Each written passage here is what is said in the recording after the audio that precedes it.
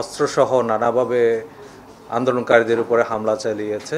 বিশেষ করে ধানমন্ডি এলাকায় অনেক হামলার ঘটনা ঘটেছে আমরা জানি। 4 আগস্ট 2024 সালে এরকম একটা ঘটনা ঘটেছিল আপনার ধানমন্ডি 27 নম্বরে। সেই 27 নম্বরের ঘটনার উপর ভিত্তি করে পরবর্তীতে আপনাদের ধানমন্ডি থানায় একটা মামলা রুজু হয়। সেই মামলায় ঢাকা উত্তর সিটি কর্পোরেশনের 34 নম্বর ওয়ার্ডের যুবলীগের সহসভাপতি মোহাম্মদ শাকিল হোসেন, তাকে গত রাত্রে আমরা আনুমানিক 9:30টার সময় 250টিরও বেশি ডিজাইন অপশন নিয়ে ওয়ালটন স্মার্ট ফ্রিজ, বোঝে আপনার প্রয়োজন।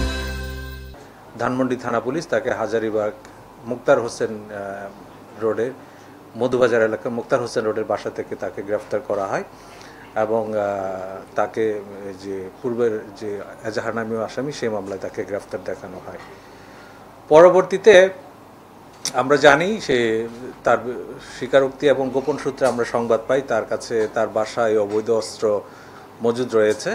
সেই সংবাদ পেয়ে আমাদের হাজারীবাগ থানা পুলিশ রাত অনুমান 10টার সময় তার বাসায় অভিযান পরিচালনা করে এবং তার বাসার 3য় তলায় ওখানে আপনার কবুতরের খাঁচার নিচে বিশেষ কায়দায় সংরক্ষিত অবস্থায় একটি রিভলভার, একটি পিস্তল এবং 2টি গুলির খোসা উদ্ধার করা হয় এবং সাথে আরও কিছু দেশীয় ধারালো ছুরি, চাপাতি এবং রামদা উদ্ধার করা হয়।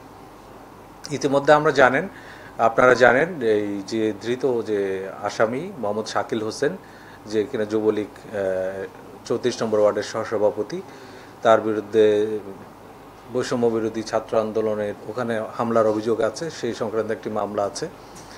তারপরে আপনার অবৈধ অস্ত্র রাখার জন্য তার বিরুদ্ধে আরেকটি মামলা রুজু করা হয়েছে হাজারীবাগ থানায়। আমরা আরও জানতে পেরেছি তার বিরুদ্ধে ইতিপূর্বে আরেকটা হত্যা মামলাও রয়েছে। তো আমরা তার বিরুদ্ধে আইনগত প্রক্রিয়া যে ব্যবস্থা আছে সেটা আমরা প্রক্রিয়াধীন রয়েছে এবং তাকে আজকে আমরা বিজ্ঞ আদালতে হাজির করব।